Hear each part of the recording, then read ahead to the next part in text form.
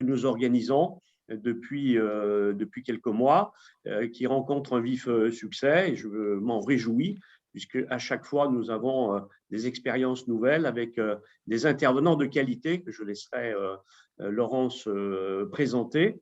Vous exprimez également que lors du dernier sondage qui est paru ce matin dans un cabinet d'experts en tourisme, 57 des personnes qui ont été interrogées expriment un besoin vital de partir en vacances cette année. Donc, c'est un record absolu et une clé de la résilience du secteur du tourisme. Donc, on croise les doigts pour que les différentes annonces, alors certainement pas ce soir, mais un peu plus tard, nous permettent de repartir en voyage hors Schengen, puisque à partir de cet été, normalement au mois de juin, l'ensemble de la communauté européenne a réussi à se mettre d'accord enfin pour un passeport vert qui nous permettra de pouvoir circuler au moins en Europe. Voilà, c'était la bonne nouvelle. J'espère qu'il y en aura d'autres et au plaisir de vous retrouver en tous les cas en présentiel dans nos agences avec nos collaborateurs, collaboratrices qui sont impatients de vous retrouver. Voilà, j'en dirai pas plus et je vais laisser la parole à notre directrice de la communication et directrice des ventes loisirs, Laurence Flatt, qui est avec nous.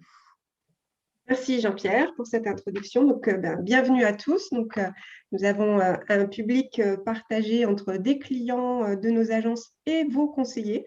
Donc, vous les voyez peut-être pour certains. Donc, c'est l'occasion aussi de voir vos conseillers voyage qui sont connectés aussi ce soir pour partager avec vous cet instant d'évasion. Puisqu'effectivement, c'est encore un petit peu compliqué pour vous faire voyager réellement en ce moment. Mais comme l'a dit Jean-Pierre, toutes les équipes. Donc, une hâte, c'est de concrétiser vos prochains rêves de voyage et de vous accompagner. Et le principe de ces Before que nous avons initié il y a un mois maintenant, eh bien, c'est justement de vous donner des envies d'ailleurs, de vous faire découvrir des produits auxquels on ne pense pas forcément. Et on a fait des thématiques très variées. On va continuer. Et ce soir, effectivement, on va partir en Égypte. Et nous avons la chance donc d'avoir Claudine Le Tourneur d'Ison qui va nous faire une présentation. Donc Claudine est diplômée de l'école du Louvre en égyptologie. Elle est également journaliste, grand reporter, auteur, guide conférencière et je l'imagine bien, une grande passionnée de l'Égypte. Et elle va nous transmettre cette passion et sans plus attendre, je lui laisse la parole. Et comme je l'ai dit et je le répète pour les personnes qui viennent de nous rejoindre, toutes les questions sont les bienvenues, idéalement avec l'outil discussion en bas ou sinon en fin de présentation en activant vos micros. Voilà, Claudine, je vous laisse la parole et faites-nous rêver. Merci beaucoup et bonsoir à tous. Je suis absolument ravie de vous emmener en croisière, même si ça reste que des images ou une présentation de ce très très beau voyage. Et je dois dire que le voyage sur une dahabieh tel que le propose Bleu Voyage est pour moi la meilleure façon de découvrir l'Égypte, la plus belle et celle qui vous met dans une Égypte telle qu'on la rêve quand on part dans ce pays. Donc, la dahabieh est un merveilleux bateau, mais je ne vais pas m'étendre sur ce bateau que vous allez découvrir plutôt à la fin. Ce que je voudrais vous présenter, c'est plutôt donc, le voyage que vous allez faire, qui va commencer. Voilà, ça c'est un des paysages que vous aurez lors de votre croisière. Donc, le long des rives du Nil, c'est là qu'on découvre vraiment la beauté de l'Égypte, la beauté de ce qui fait vraiment rêver et de tous ces paysages magiques. Donc, le voyage commence. Alors, j'ai fait une petite carte pour vous montrer quand même, pour ceux qui ne connaissent pas bien l'Égypte. Donc, le pays s'étend du nord au sud sur 1000 km de long. Donc, c'est vraiment une bande fertile tout le long du Nil. Puisque Hérodote l'a dit, donc le Nil, l'Égypte est un don du Nil. Sans le Nil, il n'y aurait pas d'Égypte, ou du moins il n'y aurait que du désert.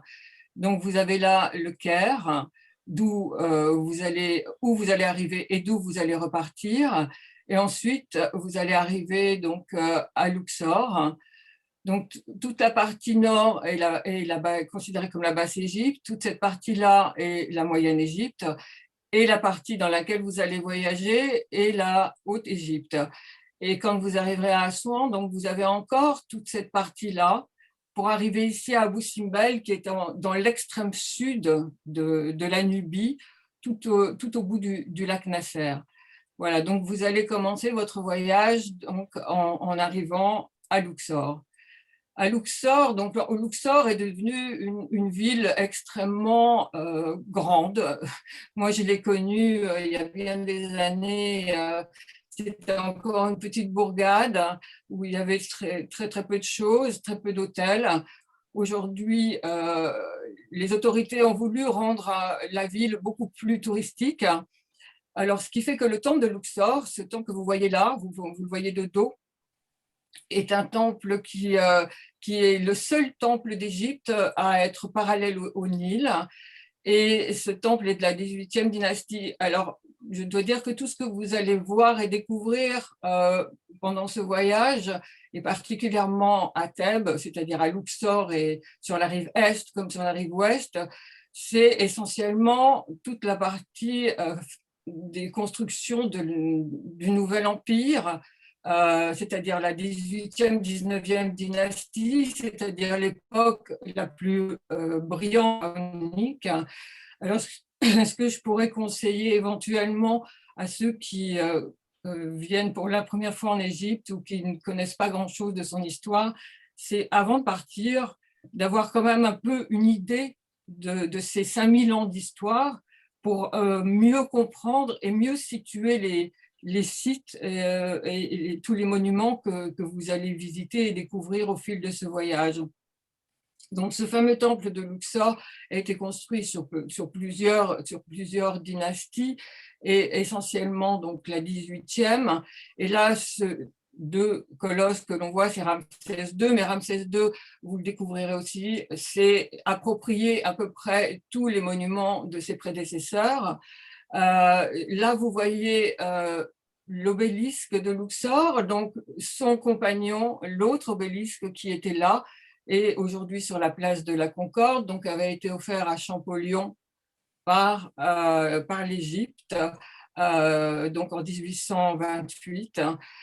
Donc, je ne vais pas m'attarder non plus sur tous les monuments. Là, il y a le grand centre de Karnak, donc ça aussi, c'est toujours sur la rive est, donc la rive des vivants, c'est là que se passe la mise au monde, en fait, par rapport à la rive ouest, qui est la rive des morts et la rive funéraire. Là, vous avez à Karnak un gigantesque complexe religieux avec des temples, des chapelles, des obélisques. Et cette fameuse salle que je vous montre ici, qui est absolument spectaculaire, avec 135 colonnes qui font toutes plus de 20 mètres de haut et à peu près 10 à 15 mètres de circonférence.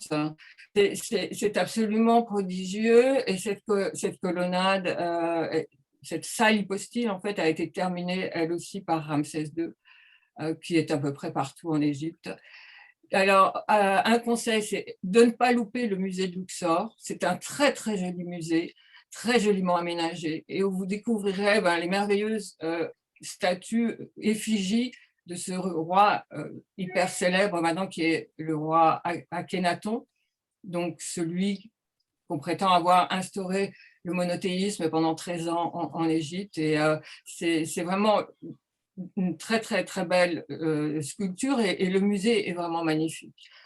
Alors là, vous passez de l'autre côté, vous êtes sur la rive est, donc vous arrivez, la route vous amène tout de suite à travers les colosses de même nom, qui sont les vestiges du grand temple d'Aménophis III. Et ces colosses, maintenant, ne sont plus seuls, parce que pendant des années et des années, ils étaient là avec le temple qui avait disparu. Et il y a une fouille absolument extraordinaire qui s'est faite ces dernières années, qui est juste derrière, et qui a remis en en avant les vestiges du temple d'Amenophis III avec des découvertes de statues colossales qui sont réparties maintenant un peu partout sur la rive ouest. Et mais je pense que vous les verrez. Là, évidemment, vous irez visiter le temple de Deir el-Bahari, le temple extrêmement impressionnant et tout à fait spectaculaire, unique en Égypte. C'est le temple donc, de la reine Hatshepsut, qui est la seule grande reine à avoir régné en tant que pharaon, avec tous les attributs de pharaon, au début de la 18e dynastie. Donc, ce temple est une pure merveille. Il était totalement, quand Champollion l'a découvert, il était totalement en ruine et il a été restitué, restauré par une équipe de Polonais dans les années 30, 40, 50. Et cette merveille est en fait est située au-dessus, enfin au pied plutôt d'une montagne pyramidale. Et là aussi, il y a, on vous l'expliquera quand vous serez là-bas, une raison très, très, très évidente, c'est-à-dire qu'on a abandonné les pyramides de l'Ancien Empire pour arriver sur des temples et des lieux funéraires qu'on estimait beaucoup mieux protégés et qui avaient toujours quelque part une forme de pyramide. Voilà, donc ça c'est de nouveau le temple avec son entrée, ses escaliers. Là, vous avez un temple extraordinaire aussi, qui est le temple de Ramsès II, le grand temple qui s'appelle le Ramesséum, qui est le temple des millions d'années de Ramsès II, et qui a été complètement restauré et réhabilité par les Français depuis des années et des années. Là, vous avez le temple de Ramsès III, qui est le temple de Medinet Abou, qui est aussi un merveilleux temple. Donc là, vous voyez son entrée avec le pylône d'entrée. Je ne vais pas m'attarder sur tous ces temples parce qu'on pourrait en dire beaucoup de choses, mais il faut avancer un peu. Là, vous avez une vue de Luxor. Donc ça, c'est la rive ouest, pardon.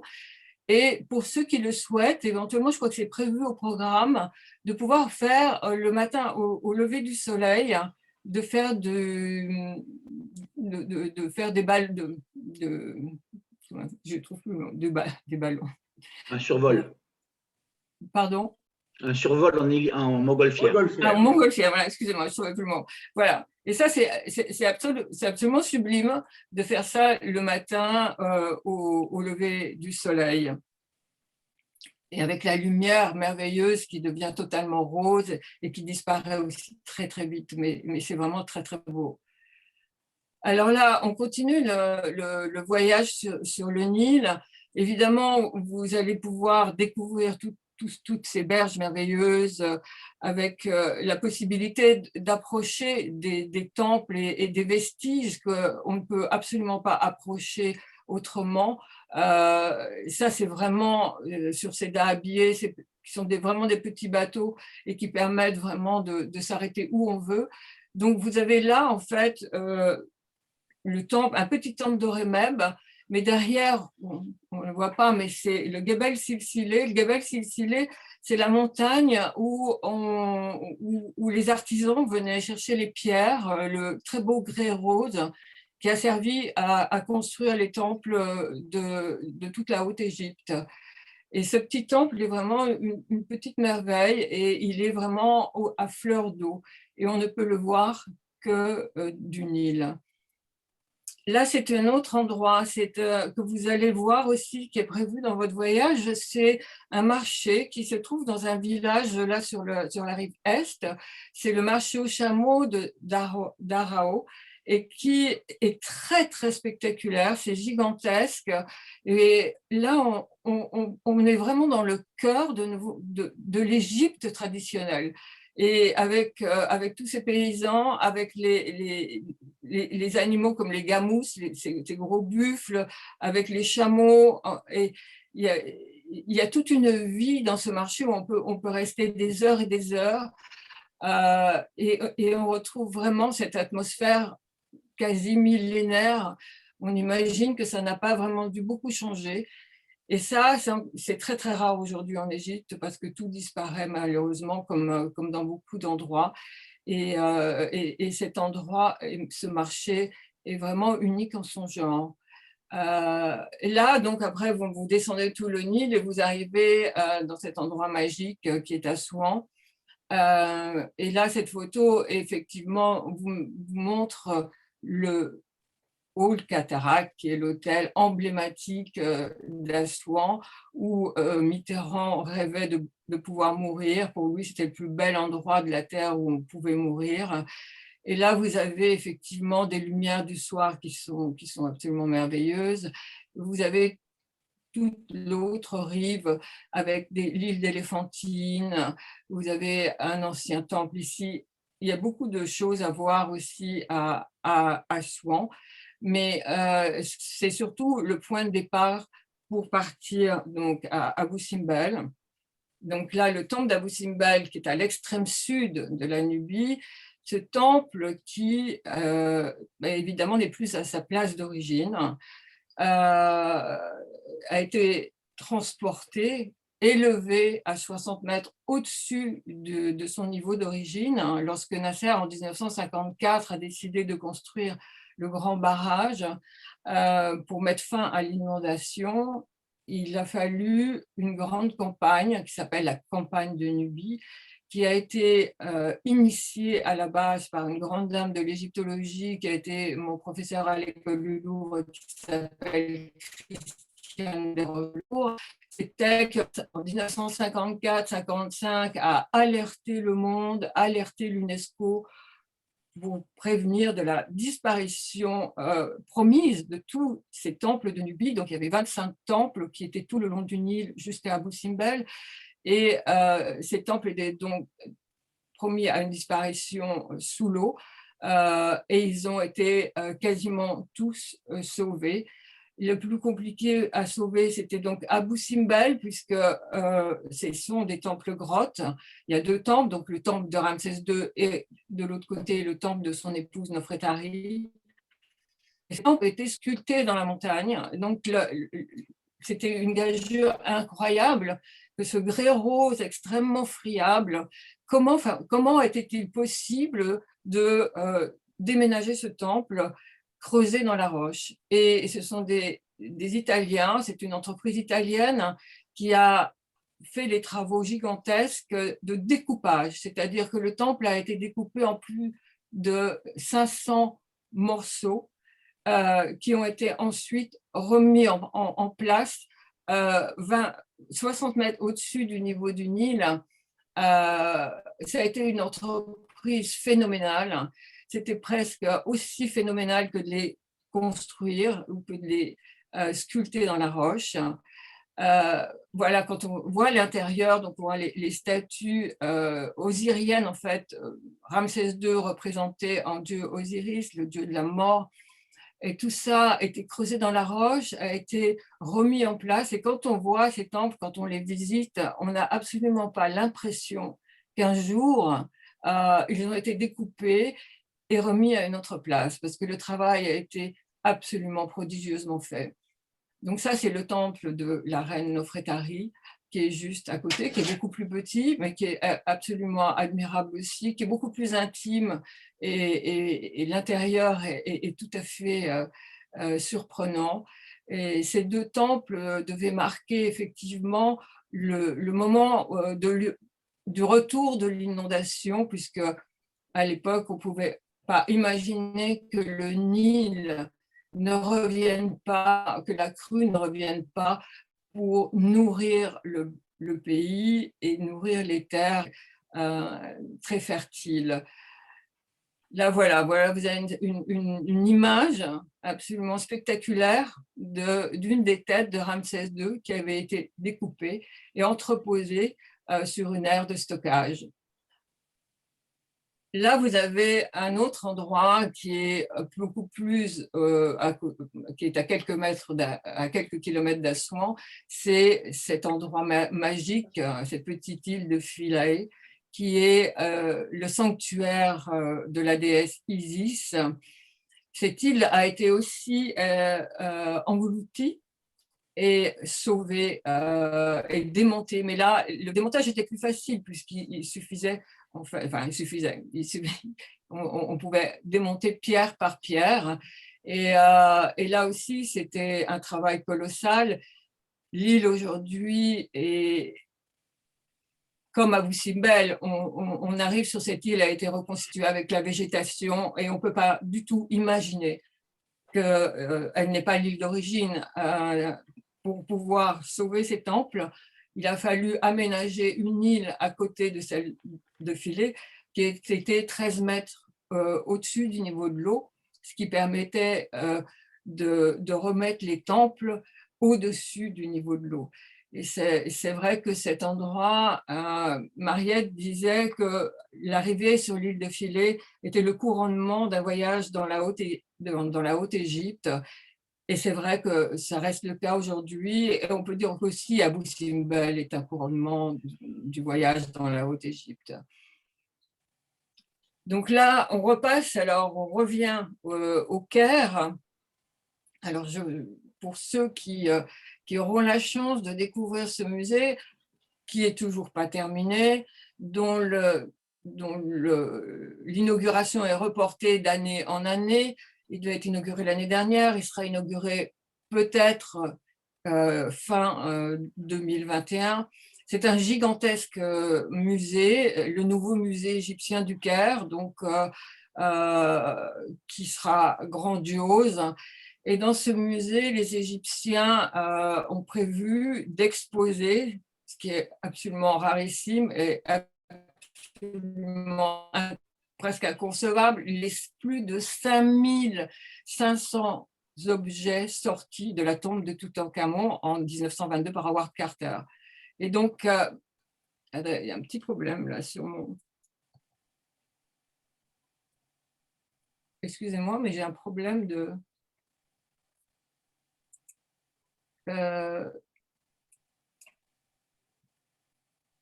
Je suis désolée, j'ai fait une fausse manœuvre. Essayez de remonter avec votre curseur, Claudine, simplement. En fait, je crois que vous êtes descendu trop bas sur votre PDF. J'ai l'impression que tout est bloqué là. Attendez. Est-ce que... Vous voyez, Jean-Pierre, ça se confirme, hein, on avait bien débuté. Absolument désolée, je ne sais pas ce que j'ai fait. Je vous l'avais dit. C'est chaque fois la même chose. Donc, je me disais à quel moment ça va arriver. J'étais inquiet, ça ne venait pas. Ben écoutez, je suis absolument navrée, là. Vous n'y êtes pour rien. Vous n'y êtes pour rien, c'est moi le chat noir. Oui, non, mais je sais, je sais, mais j'avoue que je ne sais plus quoi faire là. Donc, est-ce que vous pouvez arriver, Claudine, à passer quand même les diapos ou non? En remontant le curseur, non? Bah, j'y arrive, oui, je peux le faire, mais ben voilà, on va continuer comme ça. Moi. Voilà. Il ne sera pas en plein écran, c'est tout, je pense. Bah, je suis désolée, vraiment. Mais c'est normal, on a l'habitude. Il n'y a pas une... Bon, bah, écoutez, bon, voilà, vous voyez les images quand même. Oui. Oui, tout à fait. Donc, enfin voilà, donc ça c'était, donc je vous disais que donc le musée va accueillir donc et présenter les plus de 5000 objets du trésor de Toutankhamon, plus des milliers d'autres objets qui dormaient dans les réserves de l'ancien musée qui se trouve sur la place Tahrir. Voilà, ça c'est une photo, une très mauvaise photo, mais on voit à peu près l'emplacement. Donc ce musée est quasiment au pied des pyramides de Gizeh. C'est un chantier vraiment colossal. Là, c'est dans un des très très beaux objets du trésor de Toutankhamon, qui est le chien Anubis, qui est un des premiers objets qu'a découvert, qui était dans l'entrée et qu'a découvert Howard Carter. Donc là encore dans l'ancien musée de la place Tahrir. Là aussi, donc il y aura peut-être, je ne sais pas, une visite de prévue de la nouvelle capitale. Alors j'y suis allée. J'ai fait ce reportage pour Paris Match au mois de décembre l'année dernière. Cet endroit est à 45 km au nord-est du Caire. C'est la nouvelle capitale voulue par le président Sisi. Ça va s'étendre sur 700 km², donc c'est inouï d'ambition et de grandiloquence. La cité va s'appeler Al-Massa, qui veut dire le diamant. Donc c'est vraiment un chantier qui est loin d'être terminé. Donc c'est une nouvelle ville, comme il y en a déjà des dizaines qui ont été construites un peu partout dans le désert et qui n'attirent absolument personne parce que les Égyptiens ne veulent pas vivre dans ces endroits qui sont mal conçus. Voilà, donc ça, on peut voir ici donc l'entrée du Parlement, donc en reprenant la grande allée de Karnak avec des sphinx et donc tout est inspiré de l'Égypte ancienne, principaux bâtiments. Mais voilà, mais c'est vraiment très très loin d'être terminé. Et c'est au niveau environnemental et au niveau dépenses énergétiques et des matériaux, enfin, c'est absolument ruineux. Ils ont déjà dépensé 45 milliards de dollars pour des travaux qui sont encore inachevés. Voilà, enfin, je ne vais pas m'étendre sur le sujet, mais voilà. Et pour ceux qui iront jusqu'à Alexandrie, alors là par contre c'est une très très belle réussite. Le musée, la bibliothèque d'Alexandrie, cette fameuse bibliothèque qui avait brûlé à l'époque des Romains, a été reconstruit, on pense, sur le lieu d'origine où elle était à l'époque. C'est une bibliothèque et une architecture où sont représentés sur la façade extérieure des textes dans des dizaines et des dizaines de langues différentes. À l'intérieur, malheureusement, je n'ai pas de photo de l'intérieur à vous montrer, mais vous les découvrirez. On dirait une énorme mosquée, mais beaucoup plus grandiose et très aérée, avec des colonnades. C'est vraiment très, très réussi. C'est une architecture très belle et qui se trouve en plus face à la mer, donc face à la très belle baie d'Alexandrie, qui est au moins aussi belle que la baie de Naples. Et donc voilà, c'est je pense que ça vaut vraiment le détour. Et en plus, il faut voir Alexandrie, même si aujourd'hui, il ne reste plus grand-chose des monuments de l'époque ptolémaïque, l'époque ptolémaïque étant l'époque des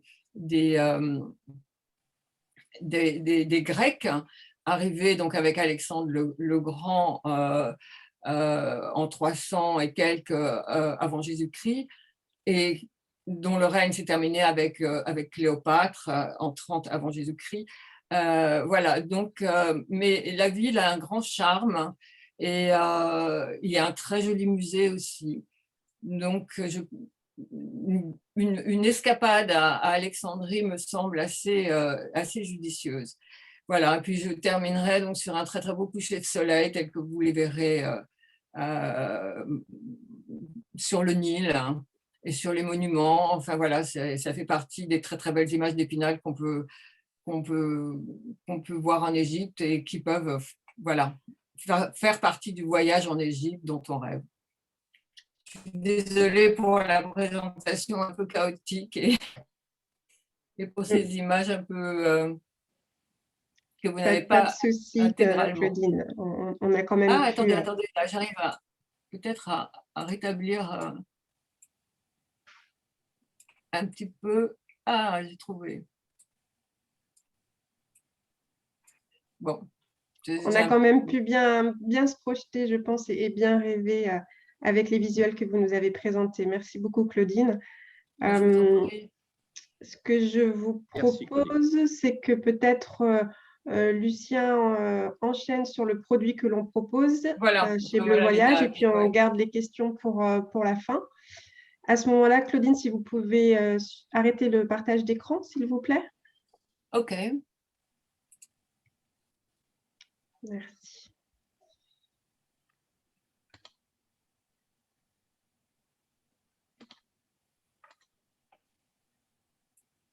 Est-ce que vous voyez… Oui. Lucien, je vous laisse la parole. Oui, très très bien. Ok.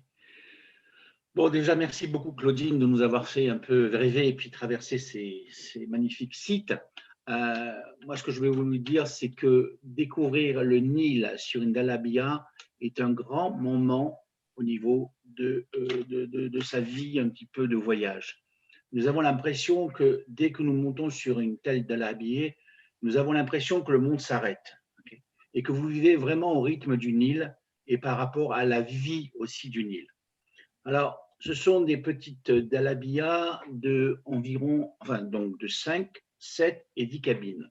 C'est idéal pour un petit groupe d'amis, pour de la famille ou pour encore, disons, des personnes qui se connaissent bien. La remontée, alors très important aussi, alors vous retrouverez bien entendu tout le programme ainsi que les photos ainsi que des films sur ce périple sur www.bleu-dahabia.fr et bien sûr tous ces programmes dans vos agences respectives Bleu Voyage. Mais je vais vous résumer un petit peu très rapidement aussi la vie à bord d'une dalabia et comment ça se passe au niveau de l'itinéraire. Alors ce sont les dalabia, généralement ce sont des cabines à peu près de 12 à 13 mètres carrés et qui tout se passe finalement à l'extérieur, okay, sur un immense plan, un magnifique pont, okay, généralement en bois, où vous côtoyerez le commandant ainsi que tout son équipage. Là, vous allez passer un moment assez agréable.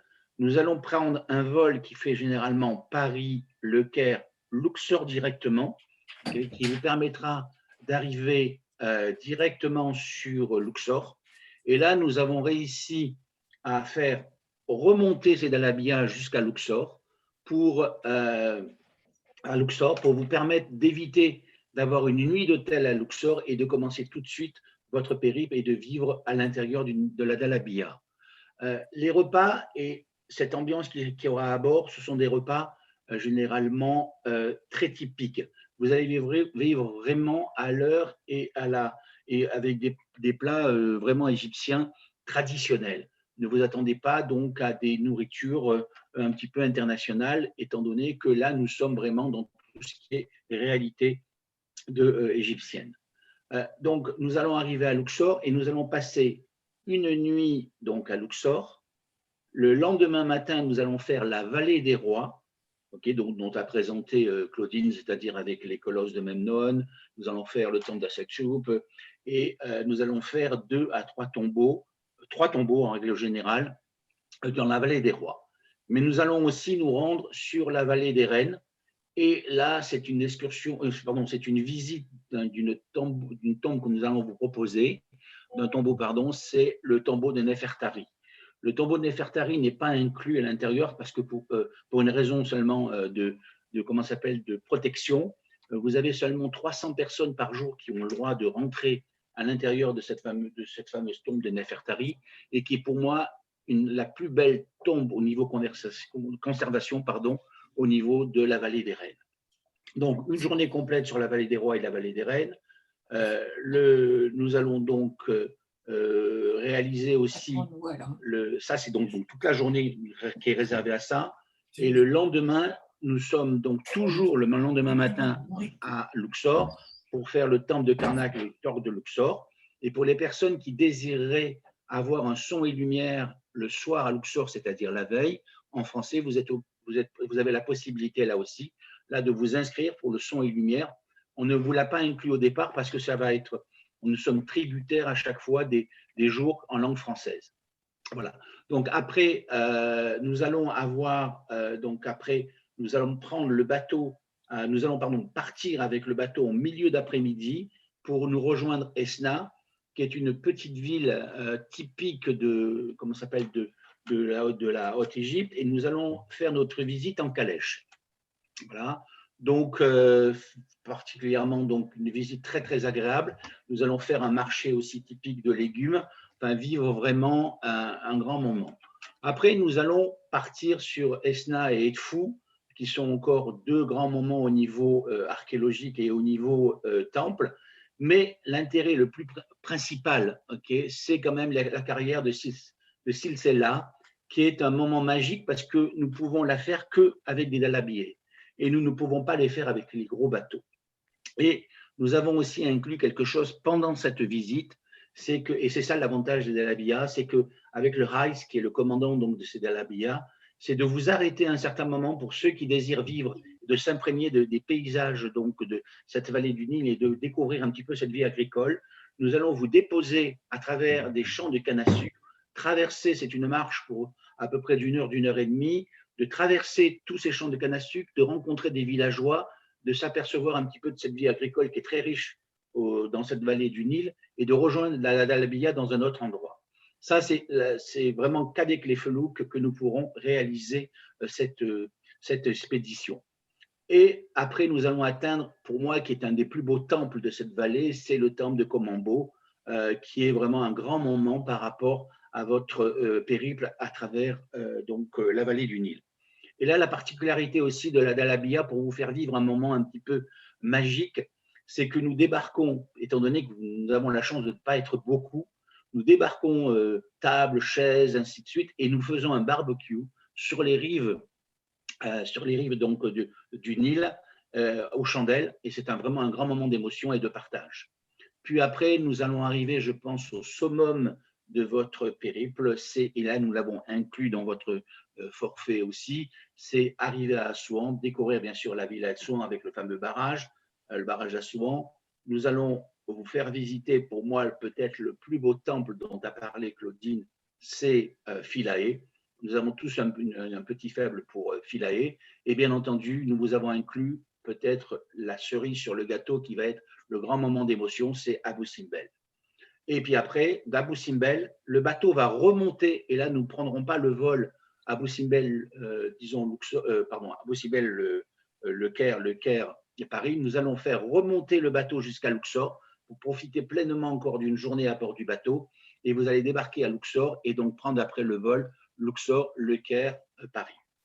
Alors, point très important aussi à bord de ces Dalabia, c'est que sur les Dalabia, il n'y a pas de moteur, parce qu'il y a des générateurs, mais la particularité de ce déplacement des Dalabia, pour vous permettre de profiter pleinement du paysage et surtout du silence des rives du Nil, c'est que ce bateau est tiré par un autre petit bateau quand il n'y a pas de vent et quand les voiles ne peuvent pas se mettre, et être utilisées. C'est un petit bateau qui se trouve à 50 mètres, qui vous tire, et donc vous êtes dans une plénitude vraiment extraordinaire, et ça vaut vraiment la peine de vivre ces gros moments. Pour moi, j'ai l'impression que le monde s'est arrêté sur le Nil quand on est sur une Dalabia. Il y a des moments vraiment très forts de partage, et donc je pense que c'est vraiment le moyen idéal maintenant de découvrir cette vallée du Nil. Bien entendu, il faut être honnête, nous essaierons toujours d'être décalés par rapport aux gros bateaux. Bon, les bateaux ne seront pas toujours amarrés là où se trouveront les gros bateaux que vous connaissez peut-être pour certains ou que vous avez déjà vus sur le Nil. Et c'est vrai que des fois, dans certaines visites, nous allons retrouver bien sûr les passagers de ces gros bateaux. Mais en règle générale, avec le Reis, le commandant, nous calculons toujours pour être un petit peu en décalage. Après, nous allons vous proposer 2 extensions qui, à mon avis, maintenant, vaut vraiment le détour. C'est la ville du Caire. Nous allons prendre donc nous allons partir avant donc la croisière proposée sur le Nil. Nous allons partir sur le Caire et nous avons choisi un hôtel qui, à mon avis, est peut-être l'hôtel clé maintenant au niveau du Caire, si bien sûr il rouvre parce qu'actuellement il est fermé encore. C'est je pense que pour la fin de l'année 2021 et pour 2022, il sera ouvert. C'est l'hôtel Méridien Pyramide parce que vous avez la chance de voir les pyramides en face, donc dans votre chambre, juste en face de vous. Et bien entendu, la particularité du Méridien, c'est qu'il va se trouver juste en face le nouveau musée du Louvre, qui vous permettra de découvrir ce qu'a dit Claudine, peut-être le plus beau musée du monde du Moyen-Orient. Donc après ça, nous allons faire bien sûr les pyramides. Et si vous êtes un petit peu sportif et que vous aimez marcher, je ne l'ai pas encore vérifié parce qu'au mois d'octobre, quand j'y étais, le chemin n'était pas fait. Paraît-il que nous pouvons nous rendre à pied maintenant du musée du Caire jusqu'aux pyramides. c'est une marche à peu près de 40 minutes.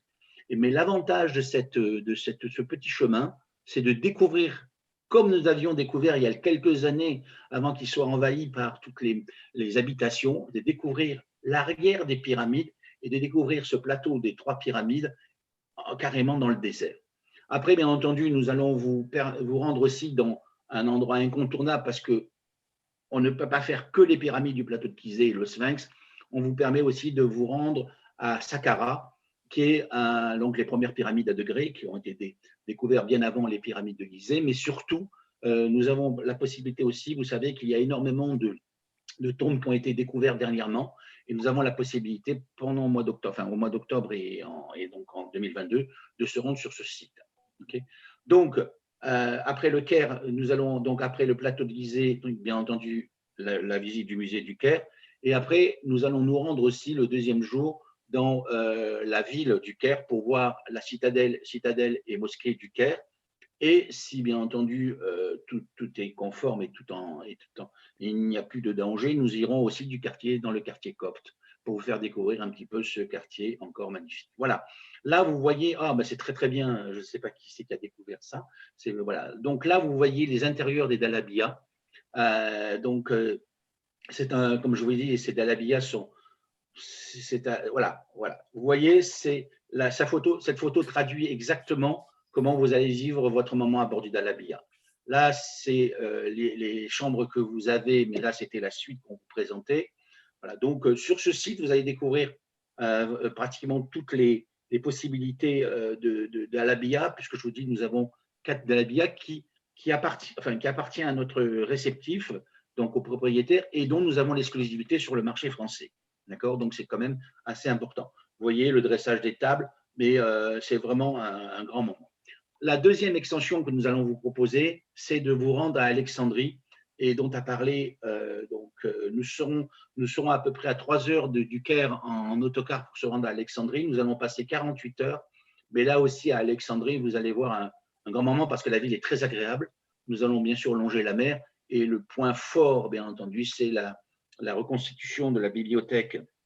Okay. Et aussi, vous allez apercevoir, grâce à l'empereur qui a découvert aussi le phare d'Alexandrie, et nous allons découvrir quelques vestiges du phare d'Alexandrie. Voilà, donc ça, c'est le périple un petit peu général de Dalabiya. On va vous laisser poser des questions si vous en avez. Voilà, on a fait un survol, bien entendu, parce que l'histoire, comment s'appelle, des pharaons est tellement longue et tellement grandiose qu'on ne pouvait pas, bien entendu, rentrer dans tout ce qui était dynastie et tout ça. J'espère que le survol vous a plu, donc on attend maintenant vos réponses. Alors, je vois la question. Oui, la question, est-ce que le prix est sûr ? Alors, bien entendu, actuellement, il n'y a aucun souci pour se rendre au Caire. Bon, malgré, bien sûr, nous allons, bien entendu, suivre. Alors, sachez que actuellement, l'Égypte est ouverte. Hein, okay. Donc, on a la possibilité de se rendre en Égypte avec un test PCR de 72 heures. Sachez que nous avions des clients inscrits là pour un départ maintenant.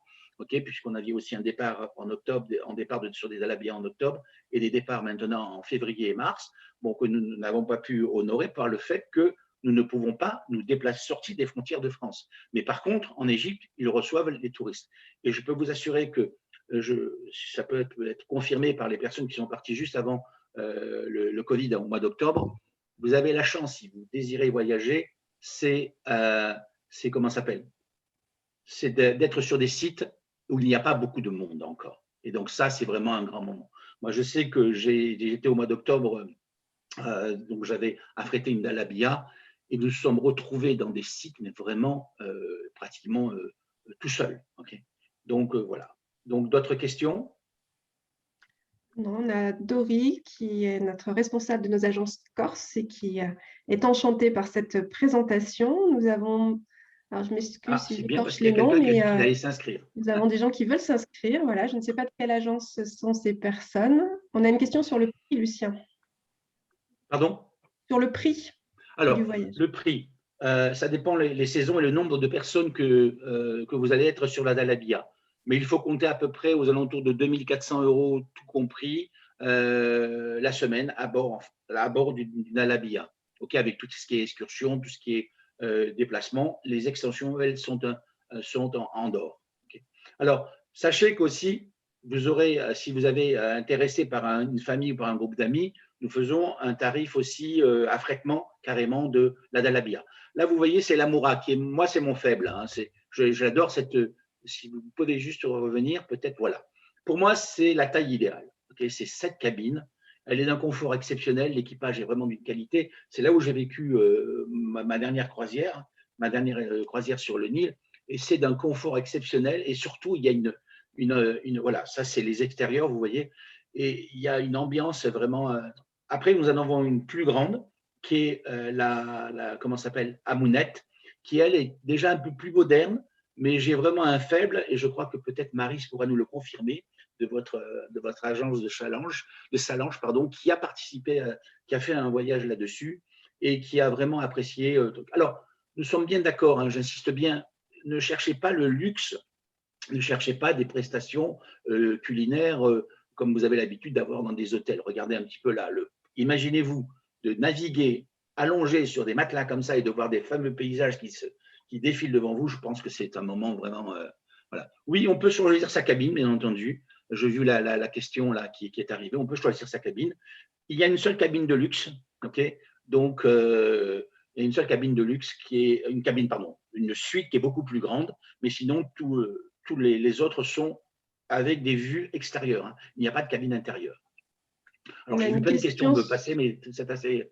Allez-y, Laurence, parce que je n'ai pas pu. Deux questions. Est-ce que les vols sont inclus dans le forfait avec des départs de province et est-ce qu'il y a un nombre minimum de personnes par bateau et est-ce qu'il y a des cabines individuelles et éventuellement des suppléments pour l'individuel, je présume? Alors, ça fait beaucoup de questions, mais c'est très bien, donc c'est parfait.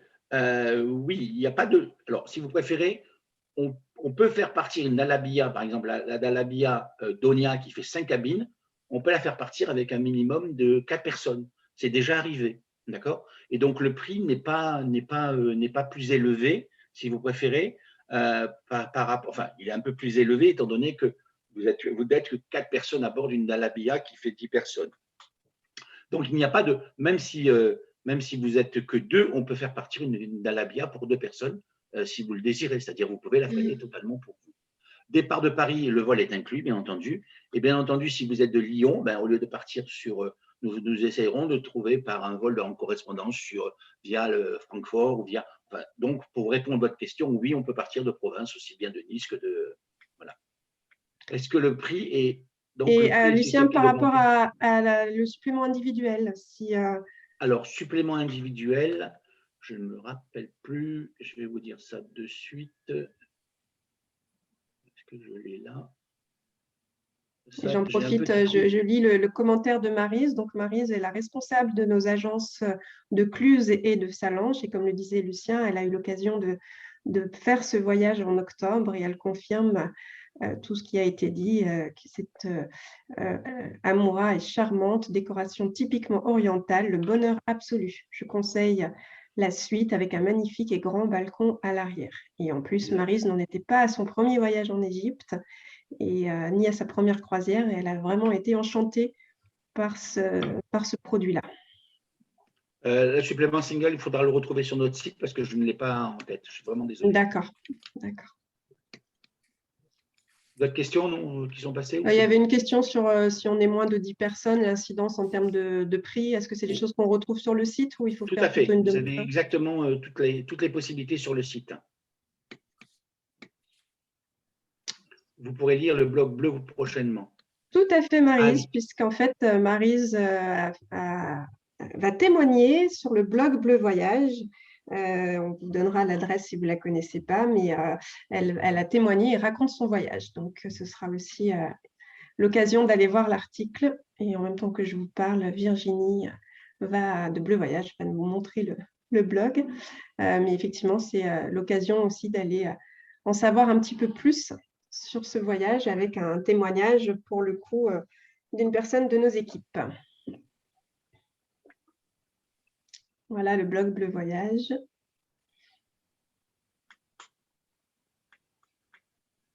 Et Maryse.